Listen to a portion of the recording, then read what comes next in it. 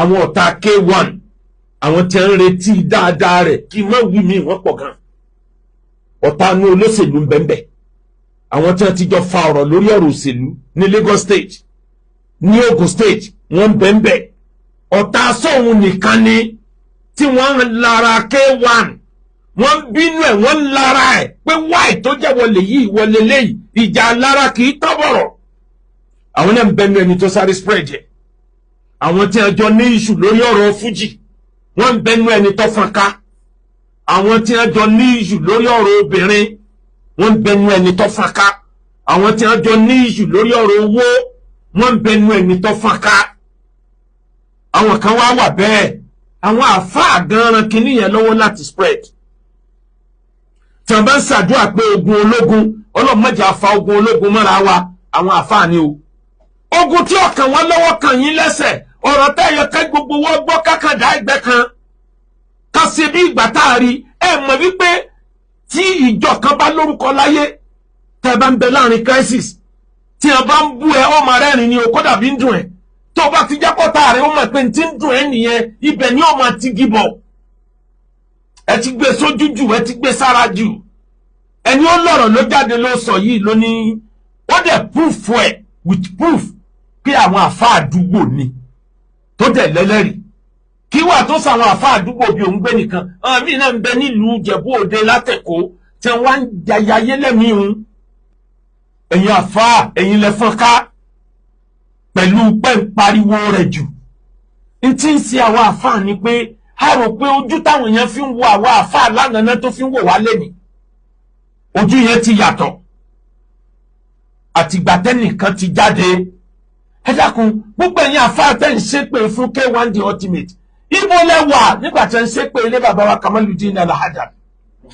kí ló dé tí gbogbo wa jáde báyìí ìgbà tí ń ṣépè fún bàbá Sheikh Adam Abdullahi Al-Alori tí ẹni bàbá ló dẹ̀sìn rù ibo lẹ́wà ń gbà náà ìgbà tí ń ṣépè lé bàbá Muyideen Bello pẹ̀lásọ ìhìrám ibo lẹ́wà nígbà náà ìgbà tí ń bú ọba wa lù Ìlọrin ibo lẹ́wà wọ́n bú bàbá wa ìmáàmù lù Ìlọrin ibo lẹ́wà kí ló dé tẹ̀ ẹ̀hún gbogbo orú èpè yìí jáde àti bínú burúkú yìí kí ló dé tẹ̀ ẹ̀fọ́ jáde ẹ̀ ń bẹ̀rù kọ́mọ́fẹ́nu bàtí yín jẹ́ ń gbà yẹn ẹ wá rẹ ni tó lórúkọ tẹ bìlíf pé bàbá sọlù wọn òbí dá kọjáde ẹ jẹ́ ká wà jọ sínú gbogbo ohun tá a bá ṣe ọ̀pọ̀ wa ò tún wá mọ òṣèlú ayé ẹni tó dá wàhálà sílẹ̀ tó bú gbogbo àwọn bàbá yín tó yẹ̀yẹ́ gbogbo àwọn bàbá yín tó ṣépè tó ní ká ẹ lọ sa nǹkan kò sí ní tẹ́ fòun ṣe kódà bí pé yẹn ń jà wẹ́rẹ́wẹ́rẹ́ tí gbogbo ayé sì mọ̀ tó ní kò sí ní tẹ́ fi ń ṣe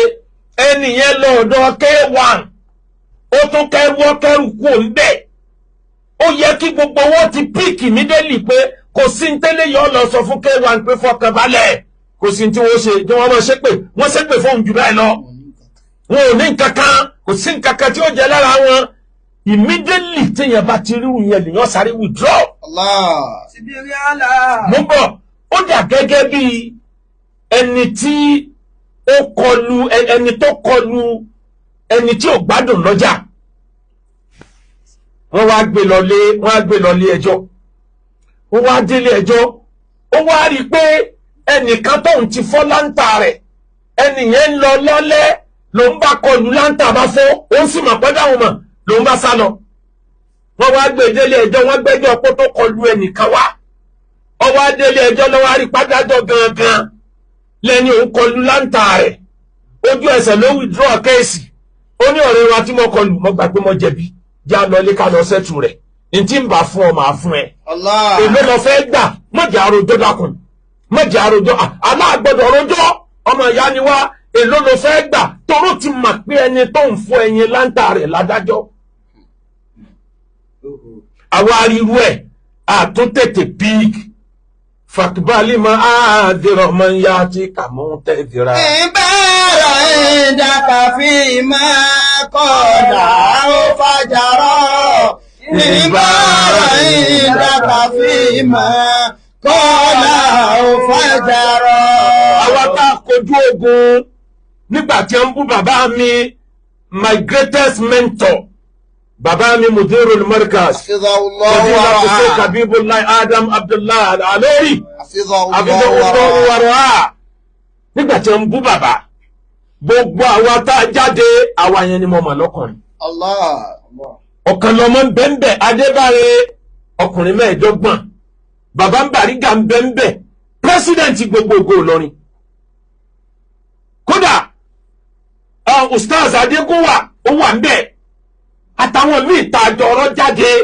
àfa oníkùránì àfa níyìkáyé gbogbo àwọn yẹn tó bá jẹ́ pé àwọn náà ń sọ̀rọ̀ lẹ́yìn ọmọ bàbá Lágége Sheikh Jackman nílùú Ìlọrin tó bá jẹ́ pé gbogbo àwọn wọ̀nyí ni wọ́n ń sọ̀rọ̀ lẹ́yìn á lò tọ́ bẹ́ẹ̀ torí ń jọ tí ẹni tó pèrè mùsùlùmí dánwò tó pèrè láàfáà tó dánwò wọ́n jáde tì ẹ̀tì majority ẹ̀yìn èèyàn yìí ò jáde tẹ́lẹ̀ kódà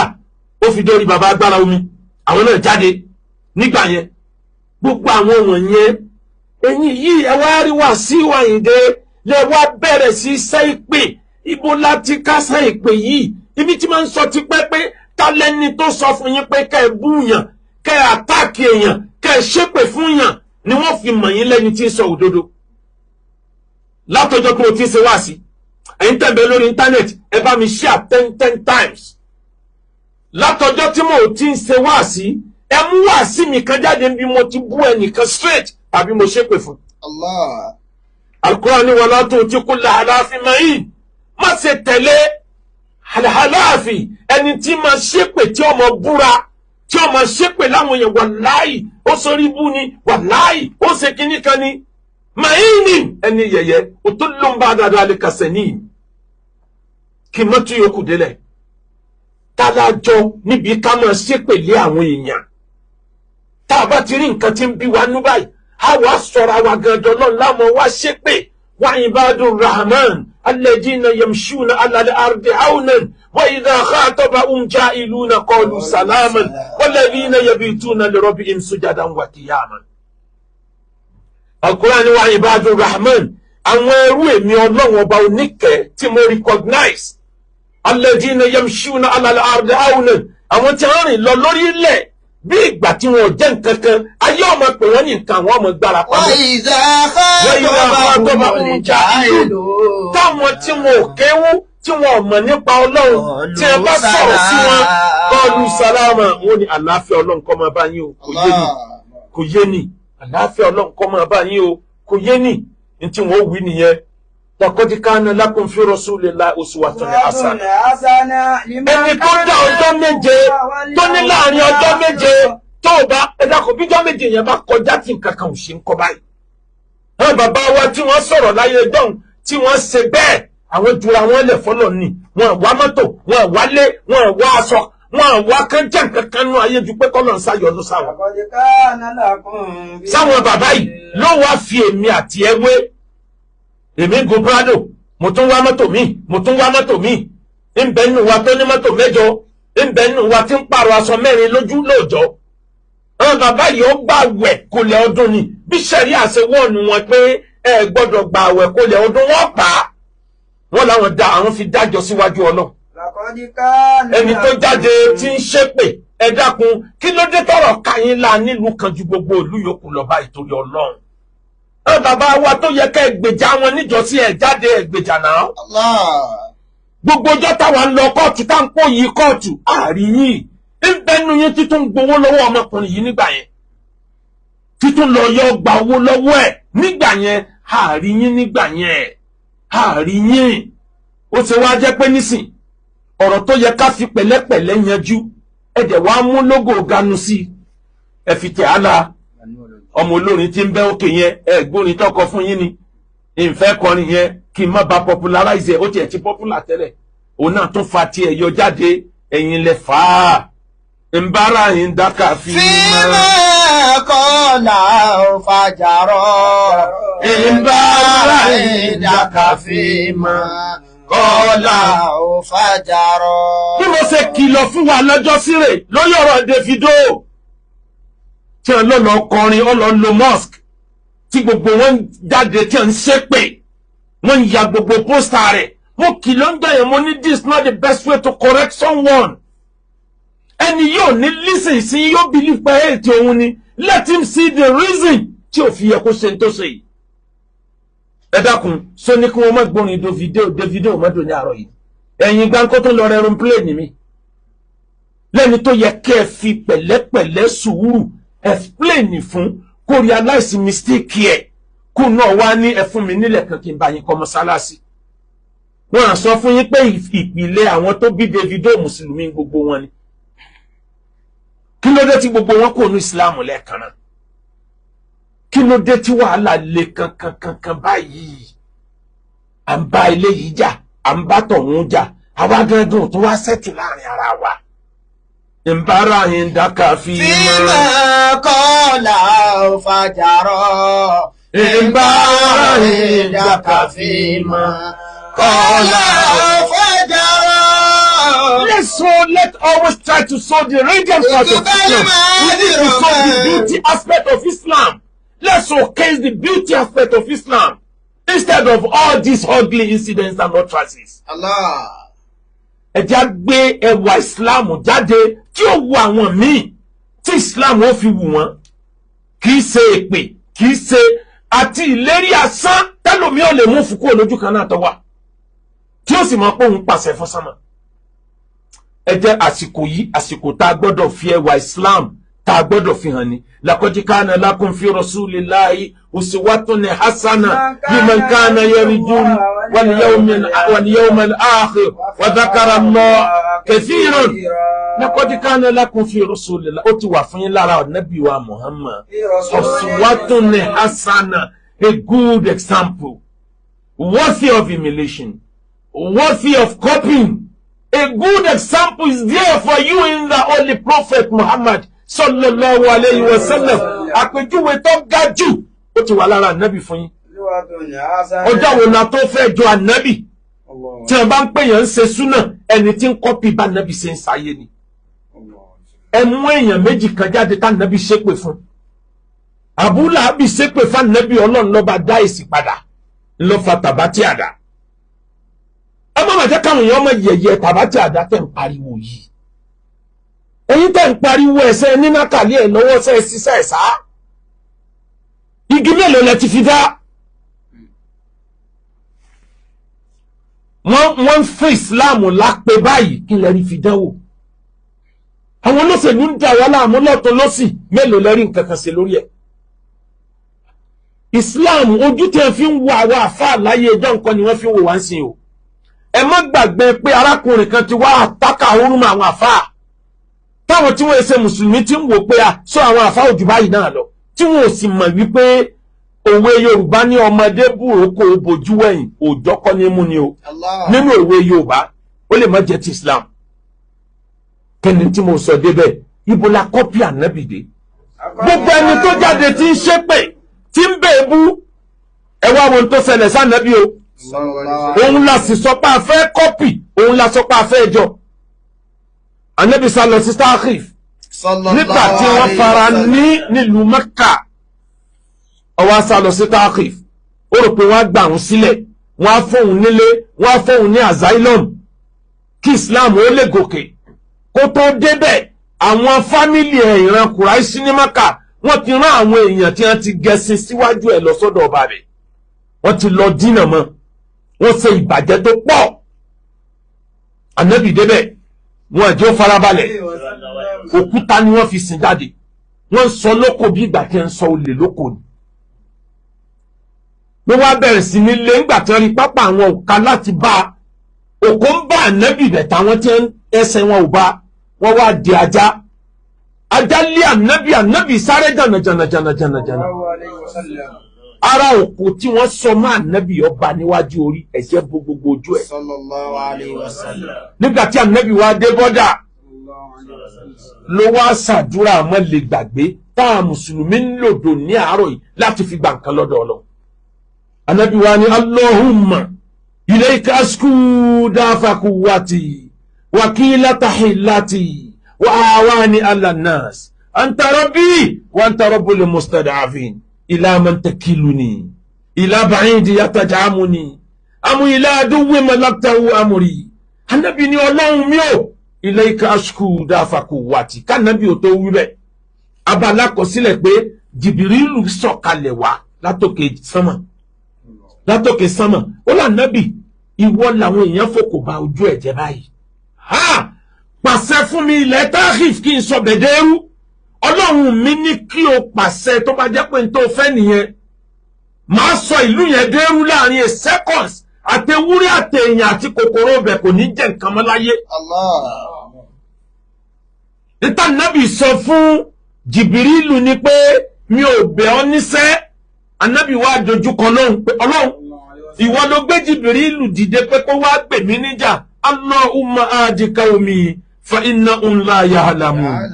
ọlọ́run bá mi fọ̀nà mọ́ àwọn ọ̀ràn yìí wọ́n mọ̀ pé mi lànábì wọn ni tí wọ́n bá mọ̀ ni wọ́n ní sọ mí lóko ìrẹ Jìbìrìlù tí n bá ní kó pa wọ́n rẹ́ ń sìn wọ́n parẹ́ tọmọtọmọ àtìrán tí ń bọ̀ lẹ́yìn ni táwọn ò bá ṣe tèmi lẹ́ni àwọn àrọ́mọdọ́mọ wọn lè padà wá ṣe tèmi. sallallahu alayhi wa sallam. ìlú Tákìf òun ló wá di ìlú Islam lẹ́ni ọ̀kan nínú state tó wà London Saudi Arabia ni anabi wa ni Allahumma ilayka ashkuda afa kò wá ti ọlọ́run mú pariwo wá sọ́dọ̀ rẹ̀ ọ̀lẹ́ni mi ọlọ́run wá ní alanas wàkílàtà ìlàtì bí bó ṣe jẹ́ pé mi ò ní plan mi ò lọ́gbọ́n mi ò lété mo pariwo rẹ̀ wá sọ́dọ̀ rẹ̀ bó ṣe jẹ́ pé mo wà nú ẹni tó yẹpẹrẹ jù láyé mi yẹpẹrẹ ní ẹ̀ńdà òkò bò mí iṣẹ́ rẹ̀ náà mo jẹ́ débẹ̀ mo pariwo rẹ̀ wá sọ́dọ̀ rẹ̀ ọlọ́run wá ní anta rabbi wa anta rabbul mustada'afin ìwọ lọ́lọ́run mi ilẹ̀ lọ́ba àwọn tó bá jẹ́ ọ̀lẹ́bí irú mi báyìí ilá àmọ́ ń tẹ́kílù ni ibo ló tó fẹ́ lé mi lọ́ba ọlọ́run ilá bàáyín rí yàtàjáàmù ni sáwọn tí wọ́n jìnnà sí mi tí wọ́n fẹ́ pa èmi àti gbogbo mùsùlùmí ló tó fẹ́ lé mi lọ́ba ni amúyílá àdúwìn mọ̀látawu amúrí àbáwọn ọ̀tá mi tí wọ́n fojú hàn lọ́ fẹ́ kí wọ́n máa kọ̀ǹtró ayé mi ànábì wá ṣàdúrà yẹn ó wá parí ẹ̀ síbi pé wọ́n lásìkò ubali in lam takun bi ghadabun alayya tíri ọlọ́run ọba ti bínú sí mi èmi ò kíá ọ̀rọ̀ mi dọwọ́ rẹ̀ ọlọ́run títí tó fi yọnu wáyé ní a'udhu bi nuri wajhik alladhi ashraqat bihi dhulumat ìmọ́lẹ̀ ojú ẹ̀ tí ó tàn yàrá sọ́kùnkùn tí ó sì dìmọ́lẹ̀ ni mo fi bẹ̀ wasallaha bi amru dunya wal akhirah ìmọ́lẹ̀ ojú ẹ̀ tó mọ̀ ń tún ọ̀rọ̀ ẹ̀dá ṣe láyé àtọ̀run ni mo fi bẹ̀ má jẹ́ kí n rí bínú rẹ̀ má jẹ́ n rí dààmú dààbò èyí tí wọ́n ṣe yìí kéré ìbínú rí ọlọ́run lọ́ga jù ń sánmà má jẹ́ n rí bínú rí ọlọ́run anábìrin ọlọ́run ní kàkẹ́ pẹ̀lú àdúrà tómi ẹkún ó wá padà sí Mákà òru ló fi yọ padà sí Mákà mọ́júmọ́ ọjọ́ kejì lọ́lọ́run rán Jìbìrìlù sí pé lọ́ọ́ gbé wá ìrìn àjò tẹ́nìkan ò rìn rí láyé kọ́ wá rìn kọ́ wá rí èmi ọlọ́run ọba ní sáàtì ọ̀la kọ́ wá sálámọ̀ sẹ́mi ọlọ́run lókè sánmà ìrìn àjò tó jẹ́ pé tẹ́ ẹ bá gbẹ́rùn pléènì dání lẹ́yìn 5,000 years lẹ́ẹ̀tọ́ kan ibẹ̀ anábì lọ ọbẹ̀ láàrin alẹ́ sàárọ̀ ó dẹ̀ mú gbogbo ìròyìn wá tí sáyẹ̀nsì ò dẹ̀ lé proof ẹ̀ rọ́ǹgì pé n tó sọ pé ń bẹ ń sánmà kọ̀ọ̀kan ò sí bẹ́ẹ̀. sallallahu alayhi wa sallam. n ti ń jẹ́ àwọn àfáànù ẹni tá a láàjọ nù ẹni tí wọ́n kàn lóko tí wọ́n ṣe gbogbo ẹ̀bí ìdánu sí ni wọ́n wí làwọn ń ṣépè rẹpẹtẹ tó báyìí là ń fọmọ rẹ̀ ṣépè là ń fìyàwó rẹ̀ ṣépè ṣé ká tó lùzì òun náà ṣé ìsìláàmù ara rẹ̀ tí ì pé tẹ́lẹ̀ tẹ́ tó wá fẹ́ tì sí ibì kejì ẹ fura pé à ń lùzì ọ̀pọ̀lọpọ̀ mo gbọ́ prógráàmù bàbá takú ti Jésù ẹ kú làákàì bẹ́ẹ̀ tí prógráàmù yẹn gbomijé lójú mi bí ó ṣe jẹ́ pé olórí ẹlẹ́sìn Christianity ní ò ní làákàì báyìí tí ó mọ̀ sí wa létí pẹ̀yìn mùsùlùmí ẹ fura n ti ń ṣe yín yìí kì í ṣe lásán ẹ̀yin mùsùlùmí ẹ fura àwọn èèyàn ń ya kó nú ẹ̀sìn yín bàbá takú ti Jésù ẹ̀yin máa padà síbi ọlọ́wọ́n bá mi dúró tì yín aṣọ agbára yín ò ní dọ̀lẹ́ níwọ̀n gbà tí ẹni tí kì í ṣe lẹ́sìn èèyàn bá ń kàánú ẹ̀sìn èèyàn ó yẹ kéèyàn ó ṣí ọpọlọ sílẹ̀ pé a ti ń ṣe mistake àwa nìkan kọ́ là ń bẹ láyé àwa nìkan kọ́ lẹ́lẹ́sìn tí ń bẹ nílẹ̀ Yorùbá kí ló dé tó le tó báyìí à ń bára wa jà à ń bẹ́lẹ́sìn míì jà bẹ́ẹ̀ nìkan bá ṣe mistake kékeré báyìí instead tá a fi daṣọ bò ó ṣe é lérò pé gbogbo táwọn àfáà ń ṣe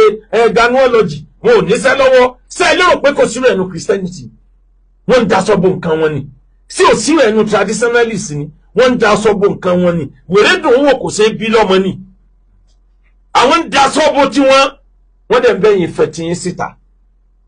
àdẹ̀ronú káwò wípé tẹkùlù lillahi madha iná tẹ́lẹ̀ kọ́ takunu lillahi madha iná tẹ́lẹ̀ kọ́. ṣàgẹ́lì tẹ̀nà fún sákàfì mọ́ látàtúndínríkù takunu lillahi madha iná tẹ́lẹ̀ kọ́ takunu lillahi madha iná tẹ́lẹ̀ kọ́. ẹ wá rí i ní parí gbogbo ẹ̀yin àfáà mo bẹ̀ yín pẹ̀lú orúkọ Ọlọ́run ẹ dákun ẹ ṣe sùúrù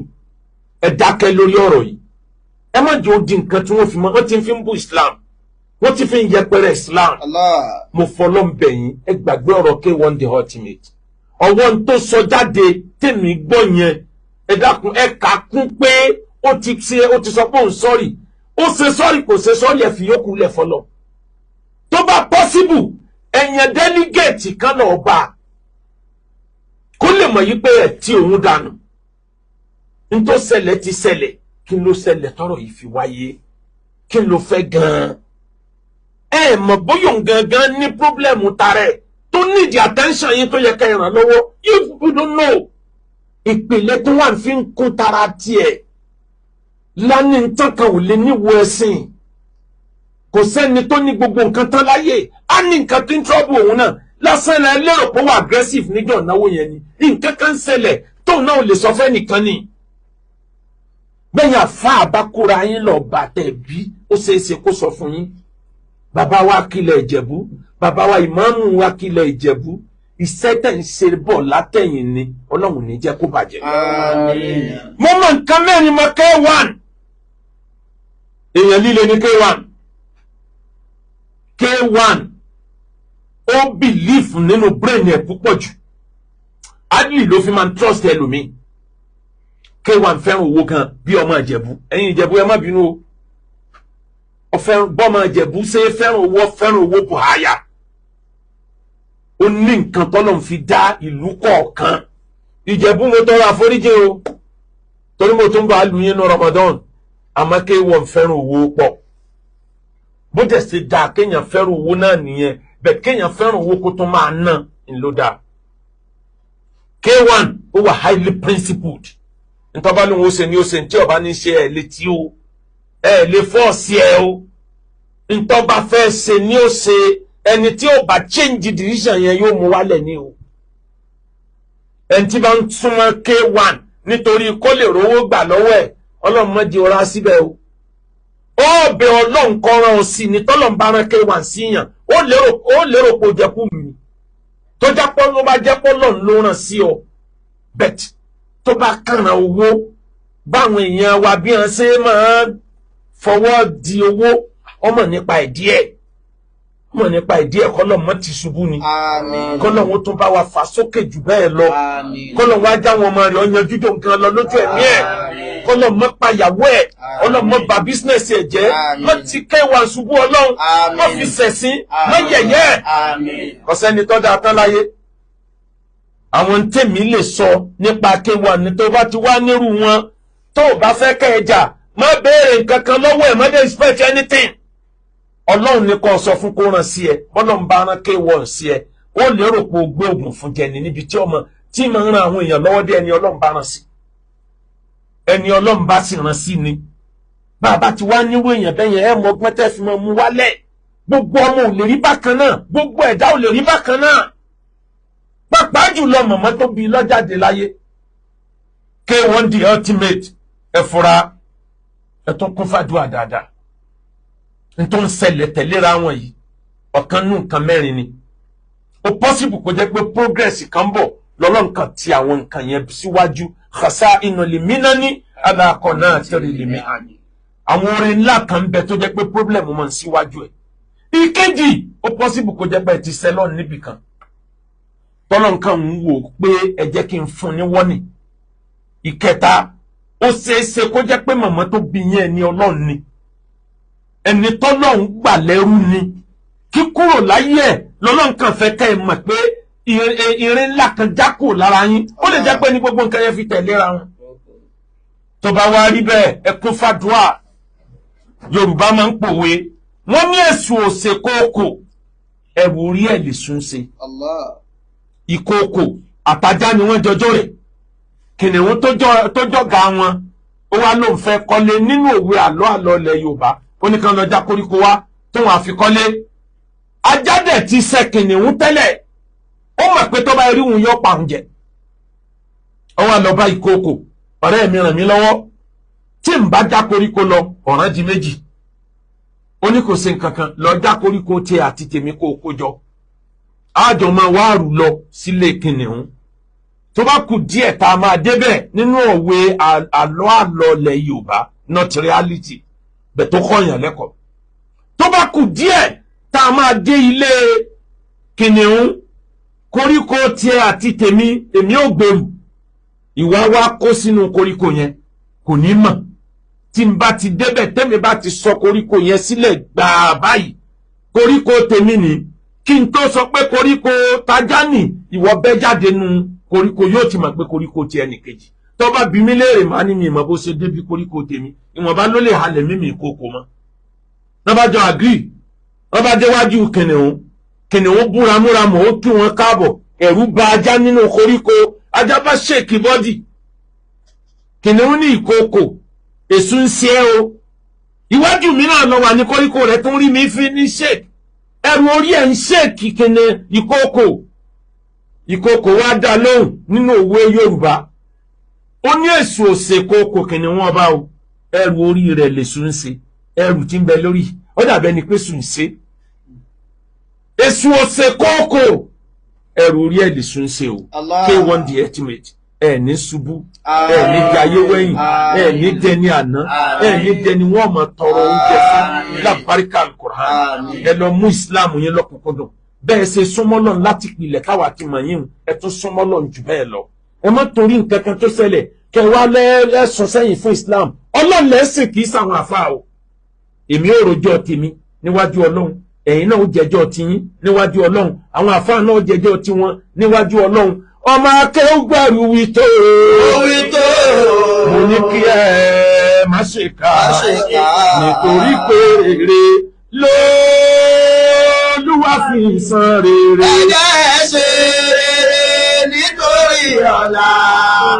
Ẹ̀dá ẹ̀ hùwà rere nítorí ọ̀la. Ọ̀la ẹ̀dá ènìyàn ló pàtàkì jù. Kò sẹ́ni tó mọ̀lá ya fÓlúwa. Ẹni fẹ́ra lé ẹ bá lé sí Akéwùgbà Gold lò pọ̀. A ní thousands of acres of land ní gbogbo ilẹ̀ Yorùbá, especially along Ibadan Lagos expressway, along Ibadan Ìṣẹ̀yìn road. À ń ṣe promo lọ́wọ́ lórí àwọn ilẹ̀ wa, a máa retí yín. Ájì 2025 ẹ tẹ̀lé lé sí Akéwùgbà Gold. Àwọn èèyàn ti sanwó rẹpẹtẹ. Ájì 2025. Umura Ramadan kò ní pẹ́ tá a fi close ẹ̀. Mo ti ń kìlọ̀ fáwọn èèyàn ti pẹ́ pé kán tètè wọ́nà wá sanwó, kán lè gba visa. Wọ́n á stop visa Ramadan kí Ramadan tó dé, ẹ sanwó sílé iṣẹ́ wa, ẹ gbádùn Umura yín dọ́ba. Àjọ lọ náà ni pẹ̀lú yọ̀dá Ọlọ́run. Bákan náà,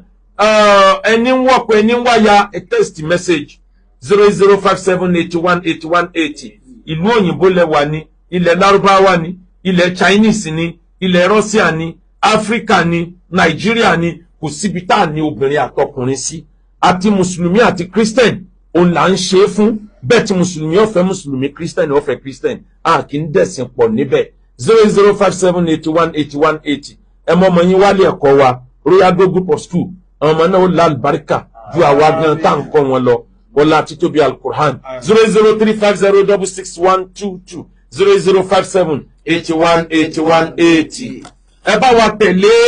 péjì yìí nítorí ìtọ́lọ́hùn. A ṣẹ̀ṣẹ̀ open péjì yìí ní Al-Wazir TV lórí Facebook. Àwọn péjì wa tá ń lò tẹ́lẹ̀tẹ́lẹ̀, àwọn alágbára ọ̀dà katakítí ti dàgbà lọ́tún lọ́sì. Ẹ bá wa follow péjì yìí wìtìwìtì. Ọlọ́run follow ẹ̀yin náà. Subhana rabbika rabbil izzati amma yasifun.